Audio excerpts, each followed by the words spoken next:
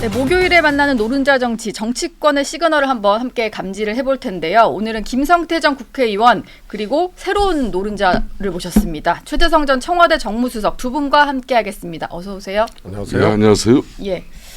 어제 선거 결과를 두 분 다 뭐 보셨을 것 같습니다. 이 얘기부터 좀 해볼게요.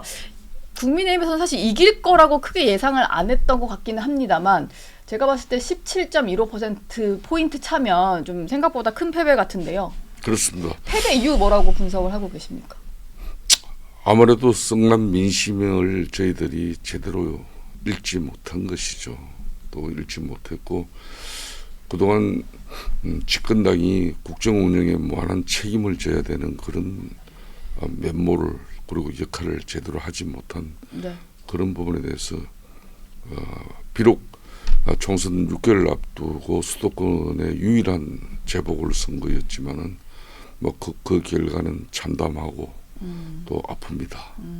민주당 쪽에서 보시기에도 민주당도 사실 이거를 뭐 완전한 승리라기보다는 민심을 겸허하게 받드는 뭐 이런 식으로의 어떤 말을 했던 것 같은데 정무수석도 지내셨고 이런 것들에서 분석을 많이 해보셨을 것 같으니까 최 의원님 보시기에는 왜 이렇게 국민의힘이 패배를 했다고 평가를 하십니까? 그 국민의힘이 치른 선거가 아니고 예. 용산이 치른 선거니까 졌죠. 용산이 치른 선거다.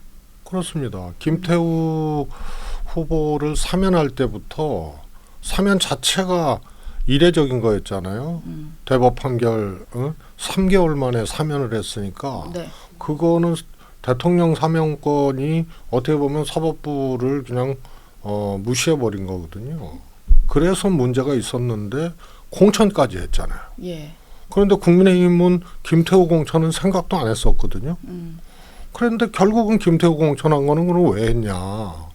그럼 용산 공천이라고 봐야 되는 거죠. 예. 그래서 이건 국민의힘이 했으면 김태우 공천 안 했을 거다. 심지어는 무공천론까지 있었잖아요. 예. 보궐선거 원인 제공했으니까. 그랬죠. 네. 그런데 그 원인 제공자를 확정 판결 3개월 만에 사면시키고 아무도 생각하지 않았는데 거기를 공천하고 그러니까 완전히 이거는 이 국민들한테 이거는 오만하게 보일 수밖에 없었던 거죠. 그러면 국민의힘은 민심을 못 읽었냐. 김태우 공천은 안 된다는 거는 민심을 읽은 거예요. 예. 그런데 그렇게 못했던 거죠. 그래서 이거는 국민의힘 선거가 아니었기 때문에 많이 졌다. 이렇게 봅니다. 그럼 선거 패배의 책임은 당연히 용산에 있는 윤석열 대통령에게 있다 이렇게 보시는 건가요? 아니 둘 다죠. 정당이 예. 그것도 집권당이 용산에서 그렇게 한다 하더라도 집권당이 같은 뜻이었으면 몰라도 전혀 다른 생각이었잖아요. 공천에 대해서는. 네. 그런데 집권당이 아무 말도 못하고 그렇게 했다는 거는 집권당 책임도 있는 거죠. 근데 지금 최재성 의원도 이렇게 얘기를 하셨는데 실제로 좀 그 국민들 중에는 이게 실제로 용산 공천이다. 사면을 해주는 순간 공천을 주라는 사인이다. 이렇게 해석하는 분들이 많아요. 직접적으로 이제 뭔가 당 내부 자시니까 실제로 어떻게 된 겁니까? 뭐 우리 최재성 전 정무수석의 예. 예리한 분석 그런 판단에 대해서 저희들이 크게 문제 삼을 그런 이야기를 할 수 없는 상황이에요. 그러니까 저도 처음에 김기현 당대표가 무공천 입장을 상당 기간 견지를 했죠. 예. 그런데 이제 어느 날 이제 공천의 입장이 이제 이루어진 것이고 그 공천의 입장을 갈 때 제가 이제 그 지역의 정치나 지역의 사정을 너무나 잘 알기 때문에 네. 이거는 완전한 공정 경선을 실시해야 된다.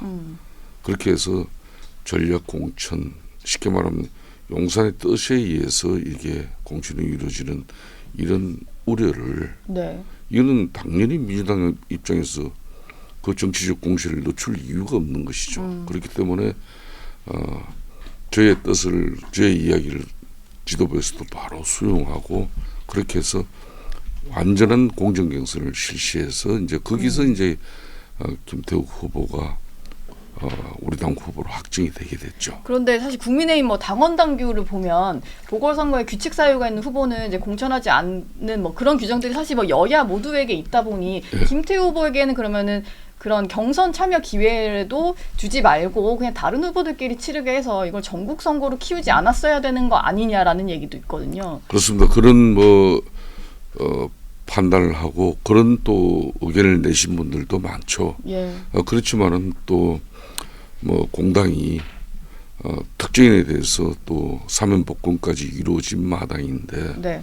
그걸 우리 당이 정치력으로 그걸 풀었어야지 그걸 출마 무조건 제한을 통해 가지고 네. 그 자격을 없애는 것은 그건 또 민주공당이 맞지 않는 것이고 어떻든 이 결과는 저희들로서는 이제 집권당으로서 이제 윤석열 정부와 오세훈 서울시정 네. 그리고 광서구청이 맞물려서 이렇게 오랜 지역의 수건 사업이나 개발 발전에 이렇게 속도를 가져갈 수 있는 그런 실사구시적 선택을 해달라고 호소를 했지만은 앞서 말한 최세성 우리 의원의 판단대로 예. 민심은 흘러간 것이죠. 이 질문을 각각 한번 드려볼 텐데요. 이제 민주당의 상황을 상대방 당의 상황에 대해서 좀 여쭤볼까 하는데 일단 국민의힘이 패배를 했다 보니까 당내에서도 벌써 책임을 누군가 져야 되지 않냐 이런 얘기도 나오고 김기현 체제로 총선 치를 수 있겠냐 비대위로 가야 된다 이런 얘기들도 있습니다. 보시기에 민주당 쪽 인사로서 보시기에 국민의힘이 좀 어떤 식으로 재정비를 해야 된다고 보세요? 책임질 자세가 돼 있으면 예. 선거를 이렇게 안 하죠. 공천도 그렇고. 네. 그래서 결국 책임 안 질 거예요. 결과적으로 책임 네. 아무도 지지 않을 것 같다. 그렇습니다. 그리고 이 선거를 구청장 한 명을 보궐로 뽑는 선거를 네. 전국 선거로 키워놨잖아요. 예. 그게 사면부터 시작된 거거든요. 그래서 이런 사례가 없어요. 구청장 보궐선거 한 개인데 네. 이게 그냥 정권 심판이냐 야당 심판 거야 견제 심판이냐 이런 구도로 가버리게 된 게 네. 사면부터 시작이 된 거예요. 그런데 선거 이제 끝나기 직전부터는 이게 이제 바람 빼느라고 이렇게 커진 선거를 예. 바람 빼느라고 이렇게 애들 썼잖아요. 국힘 쪽에서. 예. 그런데 그게 안 되는 거예요. 그런데 책임을 누가 지느냐, 대통령이 지느냐, 당대표가 지느냐. 그런데 이 당대표는요, 윤석열 대통령이 만들다시피 한 거 아니에요? 김기현 대표 자체가? 그렇습니다. 네. 1등 다 날린 거 아니에요. 예. 나경원 의원, 유승민 다 날린 거 아니에요? 그래서 용산에서 만든 당대표라고 다 보는 거 아니에요. 네. 그렇기 때문에 대통령이 그립이 지금 세고 이런 상황에서 대표를 이 책임으로 바꿔내면 그러면 전체가 이거는 구도가 달라지는 거예요. 그러면은 그렇기 때문에 책임질 사람도 없고요. 네. 책임지려고도 안 할 거예요. 아주 간단합니다. 민주당에서는 결과적으로 아무도 책임 안 질 거다 하셨는데 국민의힘도 나름의 이제 선거 결과에 대해서는 또 받아들이고 준비하고 있는 게 있잖아요. 그렇습니다. 이 단순히 강서구청장 이 재보궐선거를 전국 선거로 이렇게 판을 키운 것은 네. 이거는 국민의힘뿐만 아니라 민주당 양당이 다 참여한 결과죠. 그럴 수밖에 없었던 상황은 대체로 최세성 의원께서 하신 이야기를 다 거의 부정하고 싶지는 않아요. 예. 그렇기 그렇기 때문에 이걸 국민의힘 입장에서는 불과 이제 총선 6개월을 앞둔 정말 아픈 주사 쓴 약을 우리는 강서 구민들이 예. 주신 약을 먹었습니다. 네. 이걸 먹고 올바르게 이걸 건강을 찾고 회복해야지 이 쓴 약을 쓰다 그래가지고 두 번 다시 쓴 약 안 마실 거야. 그러고 아무것도 변화하지 않고 핵심하지 않고 다시 바로 서기 위한 어떤 그런 처절한 몸부림이 나오지 않는다면은 이제 정말 다음에는 몸에 좋은 쓴 약이 아니라 독약을 우리가 마실 수가 있죠. 근데 그렇기 때문에 이번 선거의 결과는 정말 민심이고 또 이 민심의 결과는 우리 당이 일신하고 변화하기 위한 또 국정 운영의 기조부터 우리 당정이 전화위복의 계기로 삼으로써 네. 집권당은 내년 총선에서 국정 운영에 무한 책임을 질 수밖에 없습니다. 예. 집권 3년차 윤석열 대통령의 국정 운영에 대한 전반적인 평가를 우리 국민들이 그때 할 거거든요. 예.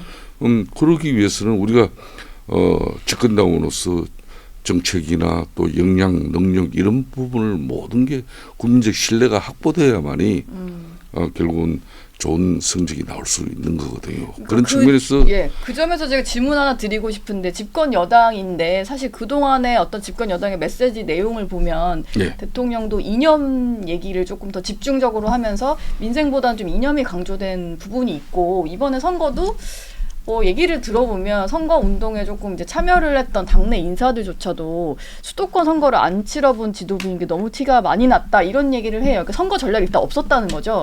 그럼 이 부분 자체를 좀 바꿀 수 있는 것들 국민이 그걸 좀 생각을 하고 계시지 않을까 싶은데 그걸 생각해야 되고 그렇게 실천해야 되는 거죠. 이 수도권 유권자들 입장은 대체로 보면은 자신들의 한 표 한 표가 합리적이고 객관적이고 균형적이길 원합니다. 또 그렇게 투표 성향이 이루어집니다. 이번 강서구청 이 재보궐선거 이 결과도 보면 양당의 전통적인 지지층은 전부 투표장에 다 모셨습니다. 결국은 이 48.4%라는 이 거의 지난번 작년 6일 지방선거가 그 투표율이 52%인데 예, 네. 불과 4% 차이밖에 안 나요. 그럴 정도로 많은 투표가 이루어진 것은 결국은 중도 무당층이 많이 참여했다는 거예요. 예. 그 중도 무당층이 국민의힘을 아프게 때린 겁니다. 그렇다면은 이제 수도권 민심에 걸맞는 당이 그리고 예. 정부가 변화해야죠. 그래서 네. 민생 파탄 정부라는 그런 오명을 우리가 가지고 내년 총선을 임할 수 있죠. 그동안 윤석열 대통령께서 특히 대한민국 국가 정치의 성이라 애교 안보적인 측면에서는 갈목할 만한 큰 변화와 또 일정 부분 성과를 이뤄냈어요. 이제는 내치를 통해서 이번에 민주당이 가장 집요하게 민생 파탄 낸 그런 윤석열 정권 심판 이걸 그대로 국민들이 네. 반응한 거 아닙니까? 그럼 거기에 걸맞는 우리가 변화를 가져야 되는 거죠. 김성태 의원도 이 김태우 후보 공동선대위원장 맡으셨는데 정권 심판론이 통했다는 거는 인정을 하시는 것 같고 저는 이제 이 질문도 좀 드려보고 싶은데 17% 포인트 짜로 이제 당선이 됐습니다. 이걸 봤을 때 뭔가 민주당 입장에서도 이 정도에 대해서는 어떻게 해석해야 될지 이런 것들을 좀 생각을 하고 있을 것 같아요. 실제로 정권 심판론 때문에 이렇게 나온 것인지 이렇게 17% 포인트라는 의미에 대해서 좀 어떻게 분석을 할 수 있을까요? 하여튼 그 선거 전 여론조사에서 예. 10% 이상 조사도 나오고 또 미만 조사도 나왔습니다만 대략 이제 10% 초반대로 민주당 후보가 앞서고 있는 걸로 조사가 됐었는데 네. 민주당에서도 그 조사는 좀 오버슈팅이다 이렇게 봤거든요. 근데 저는 15% 이상 이긴다고 예상을 하셨어요? 방송에서도 얘기하고 예. 그래서 이준석 대표하고 처음으로 뜻이 맞은 게 거기는 18% 저는 15% 이상. 두 분이 뜻이 맞으셨군요. 네, 그래서 이거는 다른 선거하고는 좀 다르게 그냥 보궐선거 양당이 공천해서 대결했는데 상황이 민주당이 더 좋았다. 네. 국민의힘이 더 좋았다. 이런 차원이 아니고 굉장히 독특한 선거였어요. 예. 사면부터 이례적으로 된 여기 출발점으로 쭉 된 거기 때문에 네. 전국 선거가 돼버린 거죠. 그래서 이게 확 벌어지게 돼 있어요. 그래서 저도 15% 이상이라고 한 건데 문제는 말이에요. 이런 이제 민심을 읽고 국민의힘 그러니까 집권당이 조금 일대 쇄신을 하고 예. 새로운 마음으로 해야 되는데 사실은 집권당이나 네. 집권 세력은 방어적인 거거든요. 근데 내내 공격만 했어요. 집권 이후에 계속 그러면 2년 차까지. 뭐든지 이재명, 네. 그다음에 뭐든지 전 정부. 그래서 자기 거 도대체 이 정부가 뭘 하고 싶어 하는지, 뭘 해야 되는지를 내놓지를 못했어요. 그래서 닭공만 하다가 닥치고 공격만 하다가 갑자기 수비할 수 없잖아요. 예. 근데 집권 세력은 방어적인 일이 훨씬 더 많은. 그래서 저는 이거 어렵다고 보는 거예요. 네. 국민의힘이 여기서 새롭게 이 면모를 다시 갖추는 것이 쉽지 않다고 보고요. 거기다가 공천이 용산발 공천이 예상이 되잖아요. 예. 그리고 전부 황금 지역구로 갈 텐데 문제는 수도권이거든요. 그러면 당내에서 이런 충돌이 또 황금 지역구로 간다는 얘기는 지금 국민의힘이 역대 최소 의석 아니에요? 예, 그렇죠. 그럼 비례대표 빼면은 한 90석 된 거예요. 그럼 전부 국민의힘 황금 지역구 아니면은 안 됐다는 얘기예요. 그러면은 검사 출신이라든가 용산발 공천이라든가 이 사람들이 다 글리가지 예. 험지나 수도권에서 붙으려고 안 하거든요. 그렇게 되면은 이거를 어떻게 수습할 거냐. 네. 그래서 본무대가 기다리고 있기 때문에 사실 이번 보궐선거를 계기로 새롭게 국민의힘이 마음을 먹고 면모를 일신하기에는 용산적 요소가 너무 세다. 쇄신을 해야 그리고 하는데 지금까지 공격만 해왔기 때문에 예. 수비 갑자기 안 된다. 예. 지금 당에서는 뭔가 쇄신 움직임이 있을 것 같은데 전망하시기로는 민주당 쪽에서 보기에는 잘 안 될 것 같으신가 봐요. 뭐 이제 용산의 어떤 충분하게 예. 우리 뭐 최세성 네. 저 더 얘기 안 할래요.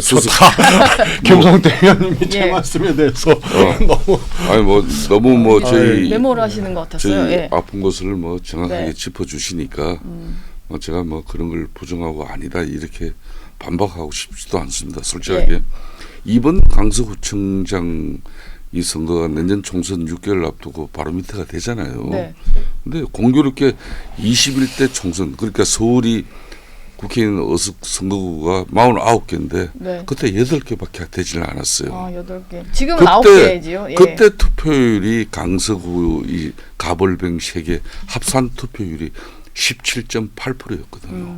근데 공교롭게 네. 격차가 어제 투표율 격차가 그 격차가 똑같아요. 거의 비슷해요. 그렇군요. 0점 몇 차인데 네. 그러니까 지난 21대 총선을 치른 지난 2020년 상황과 네. 지금 현재 서울의 민심은 그렇게 흘러가고 있다.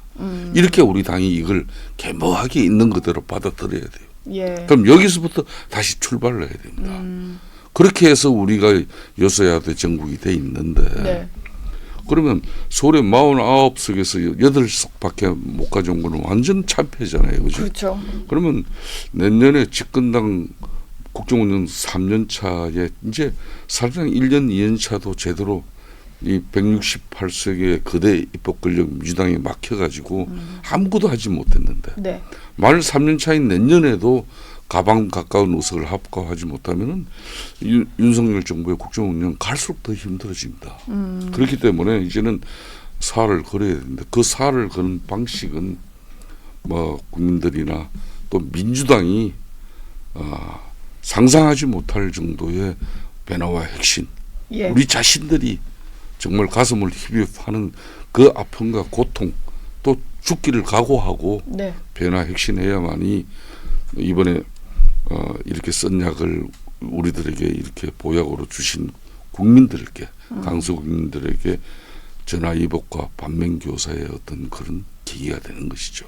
그런데 뭐 구청장 보궐선거 한 자리로 뭔가 갑자기 비대위 체제로 전환되는 게 말이 맞냐 이런 의견도 있기는 합니다만 선거가 일단 졌는데 간판을 그대로 달고 수도권 선거를 치를 수 있을까요? 그런 의구심도 조금 들긴 하는데요. 저도 이제 뭐 지역구를 다시 제가 복귀한 지도 불과 뭐 한 달 좀밖에 되지 않기 때문에 예. 지금 현 지도부에 대해서 뭐 이 강서구청장 보궐선거 결과를 가지고 분명히 국민들은 강서구민들은 채찍질을 해초를 들었는데 예. 여기에 반응은 결국은 우리 당이 해야 될 몫이죠. 그 몫을 이제 아무래도 현역 의원들 중심으로 오늘 8시부터도 지금 이제 당 지도부가 비공개 최고위를 최공개 예. 이제 공개 아니에요. 비공개 최고회의로 이 따가운 지금 이제 민심을 어떻게 우리가 받아들일 것인가 아마 가장 어려운 지금 그런 뭐 최고위를 하고 있지 않겠나 이렇게 보고 있습니다. 예, 뭔가 인적 쇄신론, 뭐 책임론에 대해서는 조금 말을 뭐 피해 가시는 분위기 같긴 했는데 민주당 상황도 좀 여쭤보겠습니다. 민주당도 사실은 이기긴 했습니다만 지금 뭐 국민의힘 같은 경우는 이렇게 지금 수도권에서 이제 정치를 오래 하신 김성태 의원도 바뀌어야 된다 얘기를 하고 쇄신 요구가 분출을 할 거란 말이에요. 근데 그 이재명 대표 체제가 이런 식으로 승리 때문에 공고화해지면 오히려 민주당은 쇄신의 기회를 잃는 거 아니냐 이런 반대적으로 해석하시는 의견도 있거든요. 뭐 선거 이겼는데 그렇게 해석하는 거는 제가 보기에는 억지로 갖다가 붙이는 해석이고 선거 이겼으면 이긴 거고 예. 진대가 이제 데미지가 있는 거죠. 특히 뭐 말씀드렸다시피 이렇게 뜨거웠던 전국 선거 같은 네. 그런 보궐선거가 없었거든요. 그래서 이제 숨을 좀 쉴 수 있는 거죠. 민주당은. 네. 그리고 이재명 체제로 선거를 치를 수 있느냐 없느냐의 문제는 이번 선거 졌으면요 어려웠을 거예요. 예. 그런데 이겼잖아요. 그러니까 가는 거예요. 이재명 체제로. 예, 그런데 어디서 이제 사실은 양당이 총선이 어디서 이기냐 지느냐에 큰 요인이 발생을 하냐면 네. 총선을 치르는 정당의 모습이에요. 그래서 2012년 예. MB 정권 마지막 해에 치러진 총선에서는 민주당 압승이 예상됐는데 졌어요. 네. 2016년도 기억하시겠지만 박근혜 대통령 때 새누리당 압승이 예상됐어요. 180석 이상. 그런데 그 진박 논쟁인가 진박 감별사. 예. 옥새 들고 날르고 막 이래서 예. 민주당이 한 석 차로 다수당이 됐어요. 네. 2012년은 거꾸로 민주당이 졌어요. 이게 뭐냐면 16년에는 그 진박 12년대에는 민주당이 아주 질라고 마음먹을 정도로 엉터리로 했어요.